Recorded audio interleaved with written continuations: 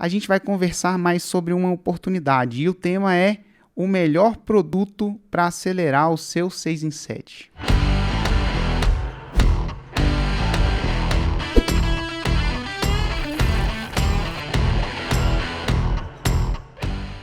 Exatamente. O melhor produto. Muitas pessoas pensam, que produto, Érico? O que eu faço para fazer o 6 em 7? Érico, dá para fazer? Sou farmacêutico, faço o 6 em 7, sou zootecnista, faço o 6 em 7, sou barbeiro, faço o 6 em 7, sou... Vai lá, o que você já pergunta, já ouviu? Sou... esteticista, sou veterinário, sou dentista. Sou advogado, sou médico, sou empresário, sou... terapeuta. Cara, meu Deus, se eu abrir a caixinha de perguntas aqui, vai ser várias pessoas perguntando isso, pelo amor de Deus. Na maioria das vezes eu queria comprar um cachorro, aqui no Brasil não tem, quando eu morava na Inglaterra, tinha um cachorrinho que você colocava em cima do carro e ele tem um pescoço de mola. E aí quando o cachorrinho faz, ele fica assim, ó. Você já viu falar isso? Já. Viu? Tem esse cachorrinho aqui? Deve ter, cara. Vou ver se a produção arruma um desses cachorrinhos pra mim aí. Aham. Porque ia ser massa ter esse cachorrinho. É verdade que é sim. E sim, como é que um barbeiro e um médico podem fazer 6 em 7? Como é que um empresário e um empresário, que eu falo assim, empresário de produto físico, por exemplo, pode fazer um 6 em 7? É muito louco. Essa pergunta é uma das perguntas mais feitas. As pessoas querem um exemplo exatamente com as condições dela que fizeram 6 em 7. E antes de falar qual é esse produto, eu acho que eu posso falar como é que eu cheguei nesse produto. Talvez, se eu falar de supetão, as pessoas vão entrar por um ouvido e sair pelo outro. Porque ele foge muito ao convencional daquele que nunca foi introduzido a tal definição. E a definição é o seguinte: para qualquer tipo de produto, seja do farmacêutico, seja do dentista, seja do profissional liberal, seja do empresário, existem 3 tipos de cliente. Quantos, Érico? Quantos, Érico? Quantos? 3 tipos de cliente. E eles existem em proporções diferentes, né? O cliente 1, ele é mais raro. O cliente 2, ele é um pouco mais abundante. O cliente da classificação 3 é menos abundante. Quais são esses 3 tipos de cliente? O primeiro cliente é aquele cara que sabe que precisa do produto, está motivado para comprar. Eu sei que preciso de uma aula de inglês e estou motivado. Eu sei que eu preciso de cortar o cabelo, estou motivado. Eu sei que eu preciso de fazer academia, estou motivado. E principalmente em janeiro, a maioria das pessoas estão mais motivadas. Sim. Então, esse é um tipo de produto. Esse é o cliente mais raro que existe. É o que todo mundo vai atrás, mas é o que é mais raro. Existem os outros que existem em maior abundância. O segundo tipo de cliente é aquele que sabe que precisa do produto, mas está procrastinando. O ser humano é um ser procrastinador. Ele sabe que precisa ir na academia, mas hoje não, mês que vem. Ele sabe que precisa comprar um carro maior, porque está vindo um filho aí, mas aí não é agora, né? Talvez semana que vem. E por que eu falo que existem mais do tipo 2 do que do tipo 1? Porque o ser humano é mais naturalmente procrastinador. Em vias de regra, o shopping, quando era tempo, estava mais cheio em véspera de Natal. As pessoas entregam naturalmente a declaração de imposto de renda em vias de regra, o número de entregas no final do prazo é maior. Quem nunca estudou no último dia da prova? Para cada aquelas pessoas que realmente estudavam antes, né, um mês antes, semanas antes, existiam muito mais pessoas que estudavam na véspera. E por que isso acontece? É entender a mente do ser humano. A mente do ser humano, ela não quer salvar, ela não quer crescimento. Ela quer que você sobreviva. E ela foi programada para procurar sobrevivência através de salvar a energia. Então a gente procrastina até que aquilo seja urgente, inevitável. Por exemplo, se você não entregar sua declaração de imposto de renda no prazo, você vai morrer? Não vai. Vai ser chato, vai ser ruim, vai ser custoso, vai ser um monte de coisa, mas morrer você não vai. Então é por isso que a gente não entrega por último. Não é urgente. Érico, se eu não for na academia hoje, eu vou morrer. A chance é que a maioria de nós não. Então é por isso que a gente... Então, assim, naturalmente o ser humano é procrastinador. Logo, existe mais pessoas que procrastinam do que pessoas que sabem e não procrastinam. E existe o terceiro tipo de cliente. Olha, o terceiro tipo de cliente é o que precisa do produto, né? O que se beneficiaria do produto, mas não sabe que precisa do produto. Não. Precisa, mas não sabe. Aquele cara que precisa de terapia, mas ele não está procurando um terapeuta, né? Nem porque ele está procrastinando, ele nem sabe que terapia pode ajudar ele. Precisa de um coach? Precisa de um expert precisa de um personal? Precisa de um personal trainer? Mas ele nem sabe que precisa de um personal. Não está vendo na cabeça, não está presente para isso. E para cada um para cada um que procrastina do 2, que já era mais abundante, eu acredito que existem 1000 do outro que precisava e não sabia. Érico, de onde você tira esses números? Empiricamente, eu já testei isso várias vezes. Quando a gente fazia evento ao vivo, a gente sabe que nosso primeiro negócio, um dia a gente entrar nisso, foi sobre leilão de imóveis. Às vezes tem 2.000, 3.000 pessoas lá, né? Se for no Nordeste, 4.000 pessoas. O Nordeste é incrível, né? A galera bomba o evento lá, né? bomba os eventos no Nordeste, Fortaleza, Recife, como a gente fez. Né? Inclusive, a energia é fantástica. O povinho engraçado por natureza, né? É o nordestino. Eu tive a possibilidade de encontrar vários dele lá. É incrível. Pessoal, uma energia muito boa. Mas quando eu chego para eles e pergunto assim, quem gostaria de aprender a investir em leilão de imóveis em 4.000 pessoas? Eu vejo 2, 3 mãos. Se eu estou exagerando, talvez 10, mas 10 não é. É 2 ou 3. Então, a gente chega e fala assim, ninguém está muito interessado em investir em leilão de imóveis. Não é a prioridade do ser humano, do brasileiro. Aí se eu faço uma pergunta diferente. E quem gostaria de aprender a comprar... Eu faço logo de cara para a pessoa não sacar que isso é uma espécie de pegadinha, né? Uma espécie de experimento.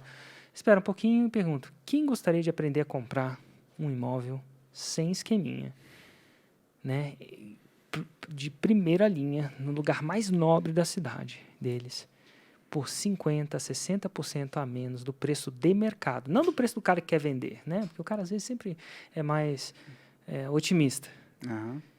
Metade do preço, quiçá menos da metade. Olha, aquelas 10 mãos, ou aquelas 2 mãos, viram milhares. Quando eles acreditam que realmente é uma proposta íntegra, eles levantam a mão. E quem não levanta a mão é porque acha que tem uma pegadinha. Porque, na verdade, queria mesmo. E, na verdade, é a mesma coisa. Porque leilão de imóveis era simplesmente uma ferramenta do nosso primeiro negócio que ensinava as pessoas a comprar imóvel abaixo do valor de mercado. Ensinava a fazer, ensinava a encontrar, ensinava a desembaraçar, a fazer o que acontecia. Tudo que é necessário, consideração. Isso é, cara, quando eu estou quebrando meu braço, entro num carro, eu não considero... Que hospital eu vou? Sobrevivência ali, né? Eu vou para o mais próximo. Eu considero, Érico, eu não vou naquele. A gente está entrando numa área extremamente discutível. Há pouca consideração, quase nenhuma. Sim. Então, se o seu produto necessita de consideração, seja serviço, seja farmácia, o que quer que seja, não seja um caso extremo de vida ou morte emergencial, você vai cair nessa situação. Tá, e daí? O que isso tem a ver com 6 em 7? O que aconteceu é que quando a gente vendia o nosso primeiro produto, que era um produto sobre leilão de imóveis, e como eu disse, ninguém quer investir em leilão de imóveis, a gente pensou na seguinte coisa, a gente pensou em criar um curso para ensinar as pessoas sobre os benefícios de investir em leilão de imóveis. Um curso que ensinava as pessoas a comprar imóveis abaixo do valor de mercado. Claro que através de leilões. Mas o que as pessoas queriam? Comprar imóvel através... Então a gente pegou e começou a vender um curso. Né? Fazer um lançamento de um curso. A gente vai falar de lançamento depois. E o mais louco disso tudo é que quando a gente fez o primeiro lançamento desse curso, que ensinava as pessoas a comprar imóveis abaixo do valor de mercado, através de leilões, a gente descobriu... Então era um curso. Curso é o quê? Conhecimento. Conhecimento para quê? Para levar a um lugar. A gente chama isso, apelido isso de Roma. Vamos entrar mais em detalhes aí para frente, no aquecimento mais para frente. A Roma era comprar imóvel abaixo do valor de mercado, na verdade por 40%, 50% abaixo do valor de mercado. E quando a gente lançou esse curso pela primeira vez, a gente descobriu o nosso maior e mais lucrativo produto. Conhecimento. E é louco porque na época a ideia era lançar para educar as pessoas para comprar a ferramenta. A gente achava que a gente ia fazer isso para vender mais ferramentas. Como se um cara de cachaça, que vendesse cachaça, lança um curso de cachaça para vender mais cachaça. Né? Um curso de apreciar a cachaça. Eventualmente quem aprecia melhor cachaça vai comprar as melhores cachaças e você vai vender mais cachaça.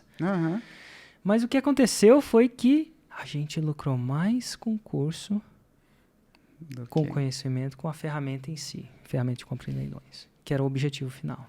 Aham. E a razão disso é o seguinte, a gente meio que entendeu que é o seguinte, conhecimento, como é que você calcula o quanto de faturamento você vai ter? Tá? Então, um produto que tem alto faturamento, ele tem baixo custo de produção, então você tem que produzir. Né? Aham. Quem é empreendedor sabe que você precisa produzir, você precisa distribuir. Né? Você precisa entregar o negócio. Aham. E você tem que vender por um preço que custa menos que a produção e a distribuição. Mais ou menos isso. Produzir um curso, produzir conhecimento, é muito barato. Uma vez que você tem um conhecimento. Só precisa disso aqui. Que, na verdade, é um celular. Ou antigamente a gente ia até comprar uma câmera. Hoje em dia nem mais. Já vem, né? Todo mundo tem aqui. Ó.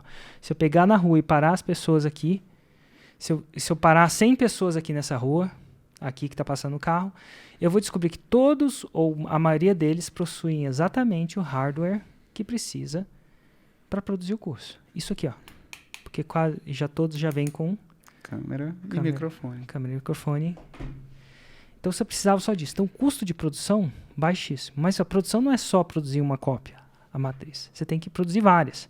Aham. E conhecimento de forma digital, você produzir 1 ou 5.000 é quase a mesma coisa. Sim, tem uns detalhezinhos aqui, ali, um login, assim, uma área de membros, inclusive que hoje em dia é tudo gratuito, né? As ferramentas de pagamento, tipo Hotmart te oferecem gratuito, não vou nem entrar aí.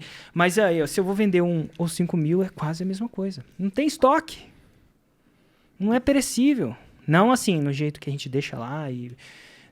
Igual pra um restaurante tem estoque perecível, né? Fácil de distribuir, fácil, instantâneo. Aperta um botão e distribui 5.000 deles na casa de todo mundo, sem correio. Uma vez a gente mandou uns livros para uns clientes, cada problema que dava, o correio Sim. atrasava, não chegava, Entrava de greve. o vizinho roubava, o cachorro mordia o livro, um monte de coisa. Então assim, não tinha isso. Então peraí, uma coisa que produz barato, custo de produção barato, custo de distribuição barato. Mas peraí, quanto que se vende conhecimento? Quanto que vale conhecimento? Conhecimento que transforma vale muito. No caso, na época, a gente vendia o nosso curso de investimento a cerca de R$2.000. Aham. Mais caro que a nossa própria ferramenta, se não me engano. Eu acho que a ferramenta era 1.500 por ano. E vendia muito mais. Por que vendia muito mais? Porque ele apela para o cliente que não sabe que precisa ainda da ferramenta. Ferramenta ou veículo. Sim. Ele sabe que quer ir naquele destino, não sabe como chegar lá. Tem gente que já fez 6 em 7 vendendo cachaça? Sim. Já entrevistei no podcast Faixa Preta. Ele usou essas exatas técnicas para isso. Essa é uma pergunta campeã também, né? Que é a forma de lançamento, o 6 em 7, ele só pode ser feito com produtos digitais? Não, ele pode ser feito com produtos físicos também. O Rafael Araújo fez com cachaça, a Sabrina fez com joias, vendeu mais de R$1 milhão em joias. Mas quando eu entrevistei eles, em 7 dias, né, 1 milhão em 7 dias, quando eu entrevistei a Sabrina, eu falei assim, Érico, você sabe o que é R$1 milhão em joias? Em joias, semi-joias, né? Em joias. Né? Joias seria melhor. Aham. São milhares de caixinhas. Uma warehouse, como é que chama isso? Armazém. Um armazém para armazenar isso. Um sistema de logística para mandar, traquear, fazer acontecer. Exato. É um trabalho intenso. Então, hoje em dia, é possível fazer um 6 em 7 sem você ter estoque, sem você ter isso. E como é que você faz isso? Através de um produto de informação. Foi o nosso primeiro achado ali na época dos leilões. Uhum. A própria fórmula de lançamento é um produto de informação, porque é mais escalável. É muito mais escalável. E tem uma questão de preço também da informação. Aquilo que você começou a falar, mas só para a gente mergulhar um pouquinho mais, que normalmente como é que você coloca preço em alguma coisa? Você pega uma coisa comparável. É difícil você, sei lá, vender uma garrafa de alumínio por R$50 mil. Tipo, porque todo mundo já tem noção de que, cara, uma garrafa de alumínio ela vai custar aí bem menos que isso. Vai custar, sei lá, 50, 100 reais e tudo mais. Se ela for térmica, se não for e tudo mais. Só que a informação, ela não tem muito isso, né? Tipo, não existe... Cara, informação é a bênção e a penitência, né? A bênção porque... A penitência porque, sei lá... Se você vende uma garrafa dessa aqui por R$1, todo mundo já sabe que ela vale bem mais. Agora, a informação não, né? Então, você tem que colocar o valor, mas o valor que pode ser colocado nela tende ao infinito. tende ao infinito. Eu já vendi produto de R$1, literalmente. Sim. Não sei se você lembra ainda. Mas R$1... Ah, não, você lembra, com certeza. 2 vezes, 2 produtos de R$1. Eu já vendi produto de R$7.000, clássico. R$10.000, fórmula de lançamento, clássico. Sim. R$50.000, Insiders. R$166.000, que é o Platinum. Tudo em uma espécie de veículos de produtos de informação. Incrivelmente. Então, assim, pô, será que o cara paga R$166.000 por ano? Todo ano. Todo ano. Por informação. Por que ele faz isso? Porque vale pra ele. Muito mais que informação. A gente veio numa era que antigamente o que mais valia eram terras. Na verdade, lá nos primórdios. Os primórdios era água, talvez. Água, comida. Depois começou a ser terras, né? No tempo das capitanias hereditárias, quem tinha muita terra. Depois passou a ser, sei lá, produtos industrializados, né? A Revolução Industrial passou a ser quem era mais rico. Quem tinha mais produtos industrializáveis. Agora a gente passa numa era que a informação é o suficiente. Porque as maiores barreiras de você prosperar no Brasil, né, e no mundo, estão cada vez menores. Não tem mais. Para você fazer R$100.000 em 7 dias, tudo que você precisa é informação. Se eu tirasse tudo que eu tenho, eu não pudesse usar meu nome, mas mantesse o que eu sei e me jogasse pelado na rodoviária de Brasília, eventualmente eu faria o 6-7 de novo. Eventualmente eu ia pedir dinheiro, pedir alguma coisa para cobrir, alguma coisa para comer, até eu conseguir o quê? Celular. Quando eu começasse a ter um celular, eu entrava num café, ia provavelmente oferecer limpar todos os banheiros por todo dia só para acessar a internet. E com esse acesso à internet e com isso aqui eu conseguiria, de cara, voltar a fazer o meu 6 em 7. Então, eu não preciso mais de ter uma herança. Eu não preciso mais de ter para empreender. Eu só preciso saber. É só isso aqui.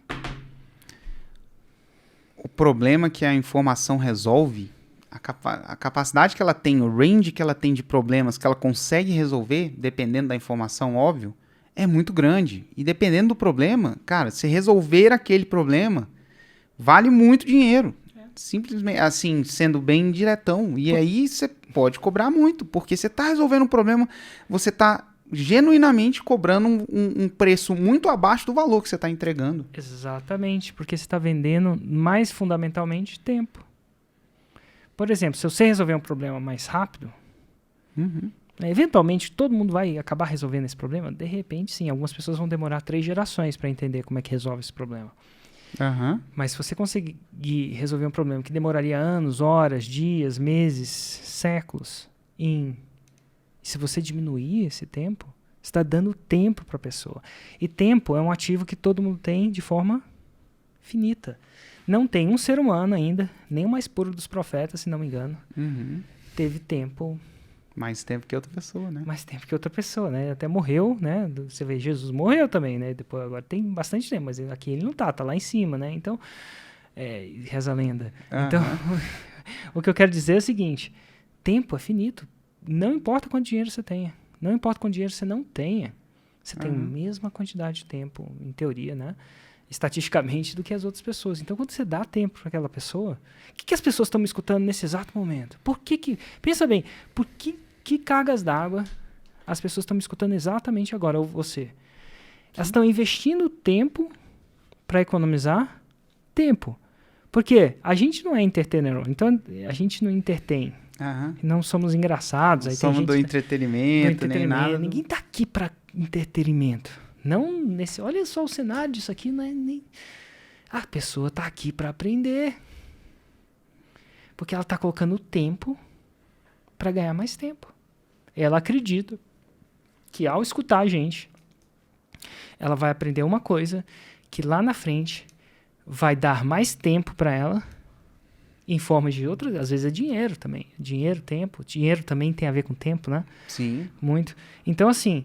Quando você vende conhecimento, você não vende conhecimento, você vende tempo. E diferentes pessoas vão avaliar o tempo de forma diferente. Isso que possibilita você avaliar o seu produto, seja ele único, né? A maioria das vezes, quem ensina coloca uma digital no produto, né? É o jeito que você ensina, não é só o que você ensina, é o jeito. Sim. Isso faz com que as pessoas comprem tempo. E é isso que a ignição vende. O fórmula é tempo. Tempo. E pela sua experiência, existe infoproduto bom e infoproduto ruim? Assim, provavelmente existe, né? Mas o que faz um infoproduto ser bom ou ruim? O maior erro que eu vejo quando eu encontro os meus clientes, encontrei um hoje. Então, hoje, na live da manhã, onde a gente explicou que era 6 em 7, logo depois eu entrei no Insta e fiz uma live uma live de perguntas e respostas. Eu chamo de 747, né? E aí, provavelmente vou fazer isso depois aqui. Rapidinho, a gente faz uma aqui. Mas, o que o cara perguntou? Érico, eu tenho esse expertise. Ele perguntou, o Cris, se não me engano. Érico, tem esse expertise. Então, você está falando de infoproduto bom e produto ruim. Nem toda informação foi criada igual. Por quê? Ele fala, eu tenho esse expertise. Esse expertise aqui. Como é que eu vendo ele? Aí, começou errado. Provavelmente, se você simplesmente quer empurrar alguma coisa que você tem, seja essa garrafa, seja como é que você vende, a chance de você conseguir fazer o 6 em 7 é pequena. Então, como é que você consegue fazer o 6 em 7 com essa garrafa sem tentar fazer isso que eu falo? Eu tenho essa garrafa, eu vendo essa garrafa. Você tem que tirar a perspectiva da garrafa daquilo que eu tenho, daquilo que eu sei, e colocar a perspectiva num problema que alguém tenha. Meu Deus, como assim? Não é eu tenho isso aqui, como é que eu vendo isso? A pergunta é, que problema que eu sei resolver mais rápido do que muita gente eu possa resolver? Então, ele sabia coisas sobre educação dos filhos. O que ele especificamente sabe sobre a educação dos filhos, que algumas pessoas não sabem, que economizariam tempo para elas? Porque elas compram tempo. Quando o foco não é o que eu tenho, como eu vendo, e sim qual o problema que está lá fora, que eu possa ajudar a resolver mais rápido, aí o 6 em 7 vem. Por exemplo, quem tem filho, tem um cara, o Odilo, o próprio Odilo, né? Ele virou faixa preta, isso é, 2 milhões por ano em lançamentos, ensinando pais a fazer filho dormir, crianças dormirem. Eu acho que é isso, basicamente. E, qual que é o problema? O problema é que ele sacou que tinha muitos pais que não sabia fazer as crianças dormirem, as crianças ficavam acordadas, eles perdiam o sono, ficavam vindo no inferno. Meu primeiro ano do meu filho foi isso aí. Foi isso aí. Eventualmente, eles iam entender como fazer, ou simplesmente o problema ia passar, porque eventualmente o filho ia crescer e a coisa ia acontecer. Então, não era uma coisa que... Mas ele vendeu o tempo, se você fizer o que eu tô te falando para fazer agora, você vai ter essa dor por menos tempo. E aí ele vendeu isso. Então, o foco tá no problema do cliente, não naquilo que eu sei. Claro que eu sei alguma coisa sobre fazer criança dormir. Então, aí você volta lá e fala assim, daquilo que eu sei, o que as pessoas têm um problema? E quando que eu consiga resolver, eu consiga acelerar a resolução. E quando o foco passa a ser o problema das pessoas, você está lá para resolver problema ou dar uma aspiração? Alguma coisa que eles querem e não tem ainda. O 6 em 7 é clássico, né? Às vezes ninguém acordou falando assim, se eu preciso de fazer 100 mil reais em 7 dias. Porém, é uma aspiração que muita gente tem. Então, ou você propõe uma aspiração à oportunidade e ajuda as pessoas a chegar lá mais rápido, ou você resolve um problema. Então, tem infoproduto ruim? Não é todo conhecimento que é bom, não. Aquele conhecimento que resolve um problema é um infoproduto mais atrativo. Então, tem infoprodutos menos atrativos? Tem, aquele que ninguém quer. De repente, ninguém quer aprender a pintar a parede de branco. Sei lá por quê. Então, não adianta você ensinar a pessoa a pintar a parede de branco. Mas deve ter gente que queira aprender a pintar a parede com a mesma qualidade, com metade da tinta. Se tiver, passa a ser uma oportunidade.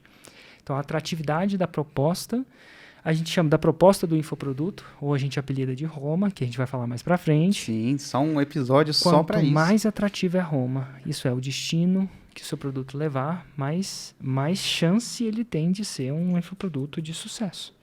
Mais rápido ele tende a chegar ao 6 em 7. Total, faz total sentido. E assim, nos últimos anos a gente vem vendo, cara, a gente vê que muita gente está entrando no digital. Principalmente agora no ano passado, com a pandemia, isso acelerou muito, cara. Muita gente realmente foi pro digital, seja por oportunidade ou seja por por única opção, né? Porque, Necessidade. necessidade, exatamente. Então, a pandemia aí, essa situação botou todo mundo de joelhos e aí o digital aflorou. E com tanta gente entrando assim no digital, você não acha que esse mercado vai ficar saturado e aí vai ficar ruim? Vai se tornar um mercado ruim? Olha, Hugo, a verdade é que todo e qualquer mercado satura. Aham. Todo e qualquer mercado tem a chance. Árvores não crescem para o céu. A pergunta que eu me faço, geralmente, é em que nível que está de saturação, não é... Olha só, o que define a saturação do mercado é o exemplo de duas forças. Isso desde os tempos dos romanos. Uhum. Oferta e procura. Se você só tem a oferta como variável, você não sabe se saturou. Uhum. Então vamos lá, o que você falou é uma coisa interessante. Tem mais pessoas entrando nesse mercado. Bem mais pessoas pesquisando nesse mercado. Vamos falar no nível de inglês. Inglês é um mercado onde tem muita gente que ensina inglês. Sim. O mercado está saturado ou não está? Eu vou te falar como é que eu vejo. Eu vejo que isso não é, eu não conto só o número de pessoas que está no nível de inglês, que estão ensinando inglês. Eu conto o quê? Eu conto quantas pessoas precisam disso. Então hoje, 95%, a última estatística que eu ouvi falar, não sei se é verdade ou não, mas é mais ou menos isso, 95% da população brasileira não fala inglês do jeito que deveria, ou do jeito que gostaria. Uhum. 95%. Se o mercado tivesse saturado, essas pessoas estavam falando. Então vamos lá, o mercado que saturou bastante, que não era no tempo da minha mãe, era o mercado de analfabetismo, de... Como é que chama? Quando a pessoa aprende a ler, alfabetização. Alfabetização. No tempo dos meus avós, nem todo mundo era alfabetizado. Muita gente não era. Não era. Aí, eventualmente, rolou o que rolou, a educação, centralizada ou não, e hoje em dia você conhece alguém que é analfabeto? Muito pouca gente. É muito raro, né? Então, esse é o mercado saturado. Mercado. Agora, você conhece alguém que não fala inglês? Putz, conheço. Conheço. Muita gente. Em vários níveis. Aham. Vários níveis. Então, o mercado de ensino de inglês está saturado? Eu acho que não. Se tivesse saturado, estava todo mundo falando. O mercado de fitness está saturado? Eu olho por dois jeitos. Dois jeitos que eu olho. Tá todo mundo fit aí? É discutível. Eu acho que não. Acho que tem mais gente não fit, né, do que gostaria de ser, do que gente fit. Então, de alguma forma, o que está sendo ofertado não está dando conta da demanda. Então, Hugo, a demanda por informação vai parar quando? Acho que nunca. Eu acho que nunca. E eu vou te falar por quê. Porque quanto mais você sabe de alguma coisa, mais você quer saber. Exatamente. É muito louco isso. Quando o cara, vamos supor que agora você entrou na forma de orçamento e você fez o 6 em 7. Agora você não quer um 6 em 7. Você quer o quê? 7 em 7. A faixa preta. Agora você entrou na faixa preta. Eu tenho 158 pessoas no programa Platinum de faixa preta. O que eles estão lá? Se eles já chegaram à faixa preta. Eles querem aprender mais. Eles querem a faixa preta de 3º grau, quiçá de 4º grau. Uhum. E o que te leva até um certo estágio não te leva ao próximo, né? O que te levou, a gente fala, né, ouve muito, o que te leva até aqui não te leva para o próximo nível. O que leva a pessoa para crescer uma empresa, lembra quando a gente cresceu lá atrás com 10 pessoas, eu lembro, nossa, a gente tem, eu lembro que a primeira vez que eu tinha um funcionário, para mim era surreal, porque eu vinha de uma família onde eu era o funcionário. Sim. Nossa, eu falava assim, meu Deus, eu tenho um funcionário, eu pago, eu estou dando um emprego. Porque a gente vem de uma família onde a gente era treinado a ser empregado do governo, né? Nada de errado com isso. Mas eu achei surreal. E aí depois a gente foi para 10 funcionários. Meu Deus, eu falei 10 pessoas. Eu pago 10 salários, né? Naquela época. Sim. Meu Deus. E aí depois a gente descobriu que a gente foi para 20. Hoje a gente está beirando 100 pessoas. Mas exatamente o que levou a gente a 10 funcionários não é o que leva a gente a 100 funcionários. Não é o que vê o JP aí que está com 1000 funcionários. É uma empresa completamente diferente, com níveis de conhecimento interessante, diferente do nosso, né? E desafios. Então, o negócio da informação é que quanto mais você sabe, mais você quer saber. Na maioria dos mercados. Na maioria deles. Mais você quer saber. Então não é que gera um fim. É meio infinito. É uma coisa do homem, né? A gente antigamente queria mandar um homem para a Lua. Legal, mandaram para a Lua. Hoje em dia cogita-se a possibilidade de mandar para Marte. Você acha que se um dia chegar lá em Marte, Marte foi colonizado, você acha que vai parar? Antigamente a gente queria um carro que andasse, depois queria um carro com airbag, depois queria um carro com vidro elétrico. Hoje se fala em carros elétricos. Agora, não se fala só em carros confortáveis, elétricos e seguros, se fala em carros que dirigem sozinho. E depois que você acha que vai parar, a própria fome de conhecimento do ser humano. O problema é que antigamente a gente dependia de instituições centrais, universidade, escola, para transmitir essas informações. Era uma ideia muito interessante. Os governos centrais propagavam esse tipo de educação. Foi assim que eu e você começamos nesse processo. Com o advento da internet, a gente não precisa mais de uma escola para conectar o professor com o aluno. A gente só precisa do professor e do aluno se conectarem via internet pelos vários jeitos. Instagram, YouTube, Facebook, Hotmart, o que quer que seja. Então agora a gente pode aprender direto da fonte. Direto da pessoa. Do mesmo jeito que alguém está aprendendo direto agora com a gente. Isso quer dizer que quanto mais pessoas consumirem, mais elas vão querer consumir, em teoria. Então é um mercado que está longe. Quando o ser humano parar de querer aprender, quando o ser humano parar de querer aprender, o ser humano, a humanidade inteira, fala assim, agora não, agora, Érico, quero parar de aprender. Esse mercado saturou. Quando o ser humano parar de querer aprender. Mas eu não acredito que vai. Pelo menos agora não está mesmo. E a informação tem uma característica peculiar que é quando você aprende, tipo assim, você aprender de alguém não impede você de que, inclusive estimula você a querer aprender de outra pessoa. Quando você gosta de um assunto, você não lê um livro só sobre aquele assunto. Você lê vários, né? Você lê vários. Ou você não lê nenhum porque você não gosta do assunto. Exato. Mas então quando você tem concorrente, é verdade. Quando você tem concorrente, o seu concorrente aumenta o seu mercado. Porque ele vai lá, convence alguém que não necessariamente estava querendo aprender aquilo, mas acabou, enfim, se interessando. E aí a pessoa não para em você. Não para em você. Ninguém lê um livro só de dieta. Você lê vários.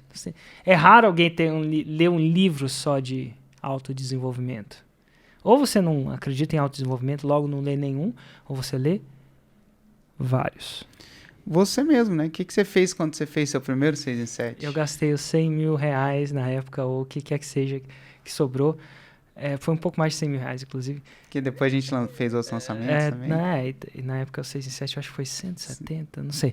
Enfim, e tudo em curso. Eu achava, já pensou? Treinamento. Eu tava doido para aprender aquilo mais investir. Cada buraco que tinha, eu colocava meu e-mail. Cada curso que tinha, eu entrava e falava, se eu acertei esse, que me deu esse tipo de conhecimento, imagino que existe no mundo que eu não sei. Na verdade, no final das contas, eu acabei descobrindo que esse era o melhor para mim. E depois eu foquei. Mas foi interessante esse processo. 6 meses só aprendendo. Exatamente, cara, exatamente. E para a pessoa, quando, por exemplo, alguém que for entrar na fórmula de lançamento para fazer lá seu 6 em 7, a pessoa ela já precisa ter uma ideia, ela já precisa saber o infoproduto que ela vai lançar para poder entrar na fórmula? Na verdade, não. E pelo contrário, se ela não souber, é melhor. Porque se ela souber, a chance é que ela não vai lançar o que ela acha que vai lançar. Nossa. As pessoas, elas acham que vão lançar, antes de entrar na forma de lançamento, um determinado produto, porque elas veem o mundo com os olhos do mundo convencional. E quando você não sabe tudo que é possível, você não tende a escolher as melhores coisas para você. Você não sabe nem as cartas que estão viradas. Uhum. Quando você entra lá, você começa a descobrir tanta coisa sobre como funciona aquele mundo. O Harry Potter, né? O Harry Potter, o mundo dos bruxos era diferente do mundo convencional. Uhum. Se você tentasse lançar olha só, imagina que você vai querer ser um empreendedor aí no mundo do Harry Potter. E você quer empreender no mundo dos bruxos. Mas você não conhece o mundo dos bruxos. Mas você quer entrar já com um produto definido. Pô, já pensou como é que... Você nem sabe como é que é o mundo dos bruxos. Você nem sabe o que eles precisam, nem sabe o que é possível. Por exemplo, no mundo normal não dá possível levitar, no mundo dos bruxos talvez seja, entendeu? Tem coisas que é proibida lá que não é aqui.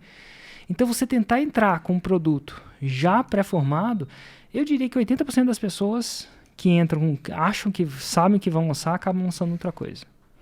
Porque aí começam a entender as regras que mudam no mundo dos bruxos e aí adaptam. Aí elas conseguem ver coisas que elas não conseguiam ver, oportunidades que elas não conseguiam ver, porque as regras mudou, pô, né? Se eu consigo levitar, as oportunidades de empreendimento são completamente diferentes.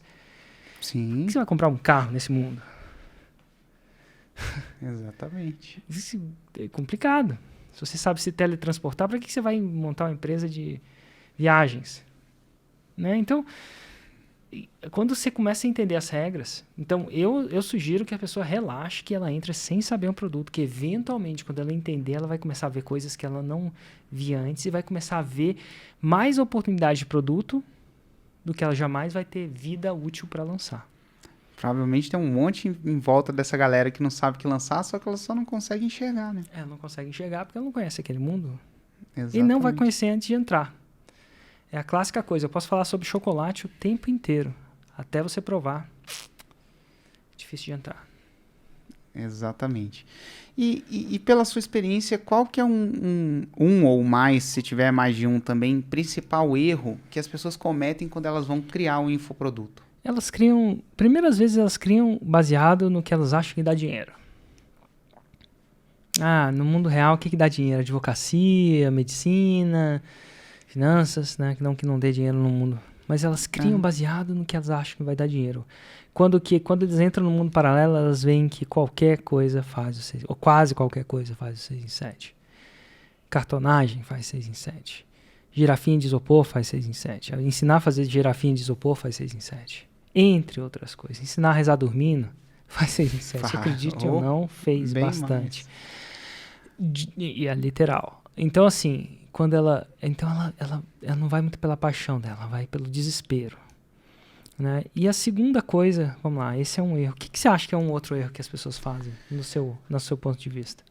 Um outro erro, eu imagino que a gente vai cobrir isso mais a fundo, mas é a pessoa ela querer criar o produto antes de vender. Ela achar que ela tem que estar com o produto pronto antes de vender.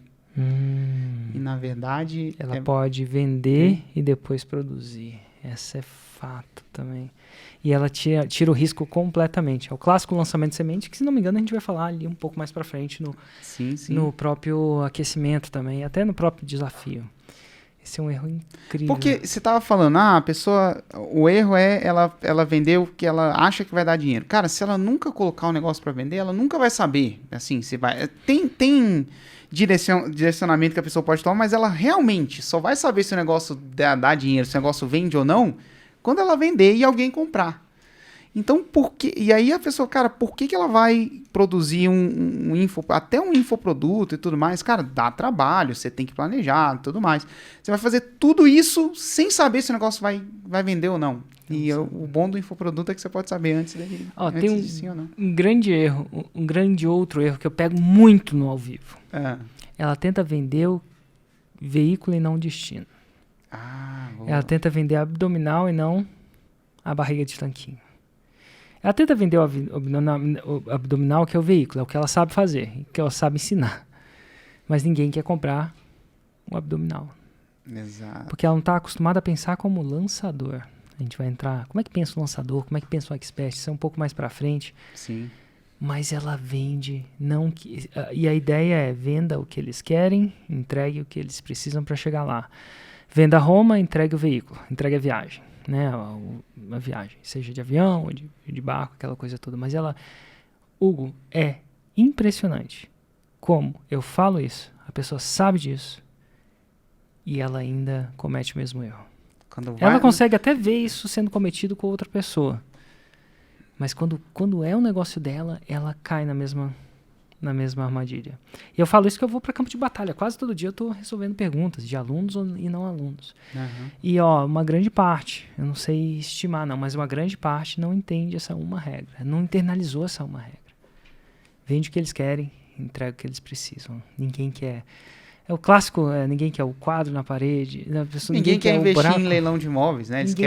Eles querem comprar um imóvel abaixo do valor de mercado. Eles não querem leilão.